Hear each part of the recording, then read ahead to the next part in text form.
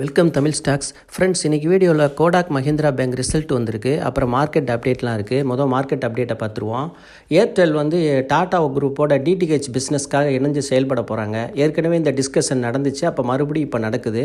இந்த டிஸ்கஷன் வந்து நடந்துக்கிட்டு இருக்கதா மணி கண்ட்ரோல்லேருந்து நியூஸ் வந்திருக்கு. வாரன் பஃபட் நேற்று பெர்க்ஷையர் ஹேத்வே கம்பெனி ரிசல்ட் அறிவிக்கிறதா நேற்று நம்ம வீடியோவில் பேசியிருந்தோம். அது வந்து இப்போ 347 பில்லியன் கம்பெனி மதிப்பு அதிகரிச்சிருக்கு. அதாவது டேரிஃப் போட்டோம், அன்சர்டனிட்டி இருந்தோம், அமெரிக்கா இப்போ பொருளாதார சீராக இல்லாமல் இருந்தும் கூட அவருக்கு வந்து Q1 ரிசல்ட்டில் வந்து 2025 347 பில்லியன் கம்பெனி மதிப்பு அதிகரிச்சிருக்கு. அது மாதிரி ஜனவரி டு மார்ச்சில் வந்து இந்த அதிகரிப்பு நடந்திருக்கு. அப்புறம் லீடர்ஷிப் விஷயமாகவும் அவர் பேசியிருக்கிறாரு. பஃபட்டுக்கு அப்புறம் யாருன்ற கேள்வி இருந்தப்போ இப்போ கிரேக் ஏபல்ங்கிறவரை அவருக்கு பிறகு இருப்பார் அப்படின்னு சொல்லியிருக்காரு. அவர் நல்லா செயல்படுவார் அப்படின்னும் வாரன் பஃபட் வந்து அவரோட ப்ரெஸ் மீட்டில் சொல்லியிருக்கிறாரு. இது உலகம் ஃபுல்லாக ரொம்ப எதிர்பார்க்கப்பட்ட ஒரு விஷயமா இருக்குது. அப்புறம் வந்து F&O வந்து இந்தியாவில் வந்து ரிவர்சல் ஆகியிருக்காங்க. ஏன்னா தொடர்ந்து விற்றுக்கிட்டே இருந்தவங்க இப்போ வந்து ஏப்ரல் மந்தில் மட்டும் 40,145 கோடிக்கு பை பண்ணியிருக்காங்க லாஸ்ட் 12 டேஸில். இது வந்து இந்திய மார்க்கெட்டுக்கு ரொம்ப ஒரு பூஸ்டாக இருக்கும். அப்புறம் வந்து ஏத்தன் எனர்ஜி IPO பற்றி பார்ப்போம். ஏத்தன் எனர்ஜி சமீபத்தில் IPO இனிஷியல் பப்ளிக் ஆஃபர் பண்ணியிருந்தாங்க. அதில் வந்து அலாட்மெண்ட் ஸ்டேட்டஸ் நேற்று வந்து அவுட் ஆகிருக்கு. அதை எப்படி செக் பண்ணுறதுன்னு பார்ப்போம். PSE NSE வெப்சைட்டில் போய்ட்டு லாகின் பண்ணிவிட்டு நம்ம வந்து லாகின் பண்ணிவிட்டு உள்ளே போயிட்டு time.co.in time.co.in இந்த வெப்சைட்டுக்குள்ளே போயிட்டு லாகின் பண்ண பிறகு வெரிஃபை IPO அப்படின்னு உள்ளே போயிட்டு செலக்ட் பண்ணிவிட்டு IPO சிம்பிள் ஏத்தர் அப்படின்னு இருக்கும். அதை செலக்ட் பண்ணிடுங்க. என்டர் பேன் நம்பர், உங்களோட வருமான வரி கார்டோட நம்பரை போட்டுருங்க. அப்புறம் என்டர் அப்ளிகேஷன் நம்பர் அதையும் போட்டுருங்க. கிளிக் சப்மிட் பட்டன் பண்ணிட்டீங்கன்னா IPO அலாட்மெண்ட் அவைலபிள் அப்படின்ற வந்து உங்கள் செல்ஃபோன் மானிட்டருக்கு மெசேஜ் வந்துடும். இவ்வளோ தான் இதோட சிம்பிள் இது. அதை வந்து நீங்கள் கொஞ்சம் கரெக்டாக பண்ணிட்டீங்கன்னா உள்ளே போய் நீங்கள் செக் பண்ணிடலாம். உங்களுக்கு அலாட் ஆகிருக்கா ஆகலையான்னு சொல்லி செக் பண்ணிடலாம். ஏன்னா வந்து வெளியாயிருச்சு, அலாட்மெண்ட் ஸ்டேட்டஸ் வந்து அவுட் ஆயிடுச்சு. அதனால் அதை செக் பண்ணிக்கோங்க.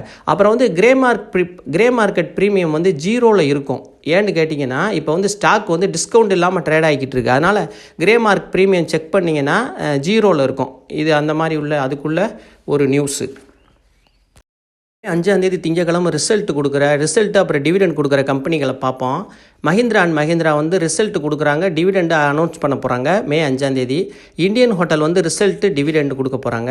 கோஃபோர்ஜ் ரிசல்ட்டு அறிவிக்க போகிறாங்க, டிவிடெண்டு கொடுக்க போகிறாங்க. அப்புறம் வந்து கேம்ஸு ரிசல்ட் அறிவிக்க போகிறாங்க, டிவிடெண்ட் கொடுக்க போகிறாங்க. JK பேங்க் ரிசல்ட் அறிவிக்க போகிறாங்க, டிவிடெண்ட் கொடுக்க போகிறாங்க.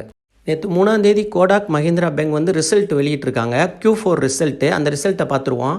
நெட் ப்ராஃபிட் வந்து ஃபால் ஆகிருக்கு 14%. 4,133 கோடியிலேருந்து 3,552 கோடியாக டவுன் ஆகிருக்கு.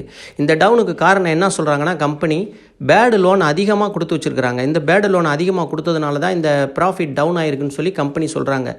அப்புறம் ரெண்டாவது வந்து interest income January to March குவார்ட்டரில் இந்த 3 மாதத்தில், அதாவது போன குவார்ட்டருக்கும் இந்த குவார்ட்டருக்கும் இடையில் வந்து 10% அதிகரிச்சிருக்கு.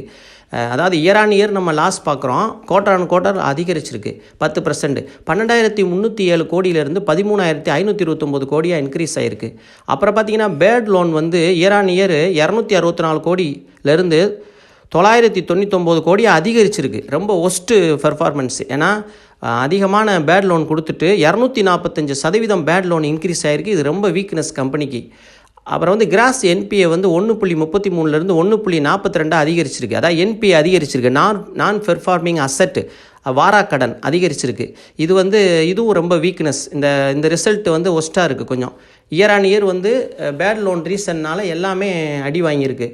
அப்புறம் net NPA quarter on quarter வந்து 34 பேசிஸ் பாயிண்ட்லேருந்து 31 பேசிஸ் பாயிண்ட்டாக ட்ராப் ஆகிருக்கு. 3 பேசிஸ் பாயிண்ட் குறைஞ்சிருக்கு. அதாவது குவார்ட்டர் ஆன் குவார்ட்டர் மட்டும் கொஞ்சம் இன்க்ரீஸ் ஆகிருக்கு. அதாவது ஜனவரி குவார்ட்டர்லேருந்து மார்ச் குவார்ட்டர் வந்து கொஞ்சம் இம்ப்ரூவ்மெண்ட் தெரியுது. மற்றபடி year on year same last இயரில் பார்க்கும்போது இப்போ ரொம்ப ஒஸ்ட்டாக இருக்குது பெர்ஃபார்மன்ஸு.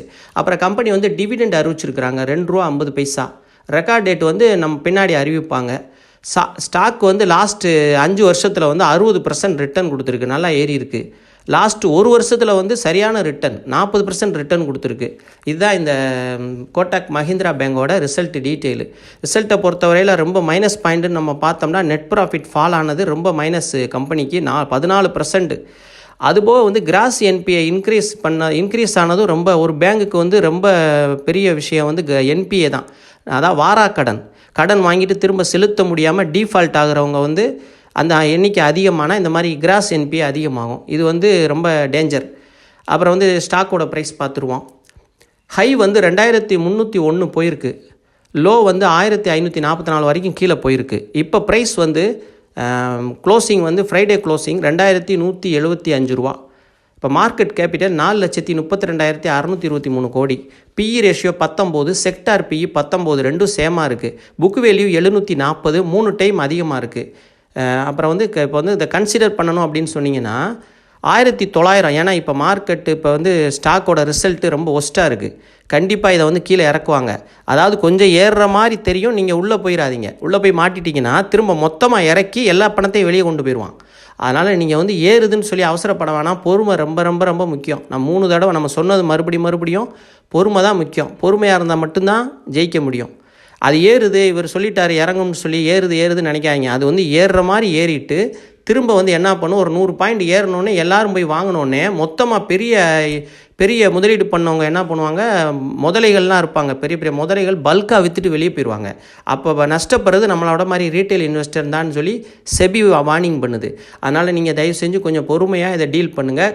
நல்ல பேங்கு, நல்ல நிர்வாகம் நல்லா இருக்குது, எல்லாம் நல்லா இருக்குது, சூப்பராக இருக்குது, எதுவும் குறை இல்லை. ஆனால் இந்த என்பிஏ இது பண்ணதும் பேட் லோனும் தான் இந்த கம்பெனிக்கு இப்போதைக்கு உள்ள இது வந்து தற்காலிகம் தான், இந்த 3 மாதம் 6 மாதத்துக்குள்ளே தான். ஆனால் நம்ம அடுத்த ரிசல்ட்டை பார்த்த பிறகு தான் நம்ம இதுக்கு ஒரு முடிவு எடுக்க முடியும், லாங் டேர்முக்கு வச்சுக்கலாமாண்டு. ஏன்னா இந்த இப்போதைக்கு வந்து ஸ்விங் ட்ரேடிங் பண்ணிக்கலாம். அதாவது 1900 பை பண்ணலாம்.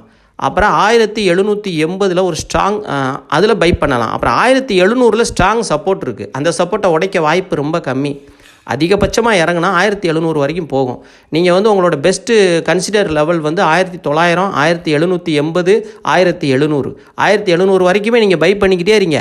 2000, 2100 போகிறப்ப செல் பண்ணிவிட்டு உங்கள் ப்ராஃபிட் எடுத்துக்கிறது என்னோட ஒரு சஜஷன். நான் வந்து செபி ரிஜிஸ்டர் அட்வைசர் இல்லை, இது என்னோட சொந்த கருத்து. நீங்களும் சொந்தமாக யோசித்து முடிவு பண்ணுங்கள். இவ்வளோ நேரம் பொறுமையாக வீடியோ பார்த்ததுக்கு நன்றி. அனைவருக்கும் வணக்கம்.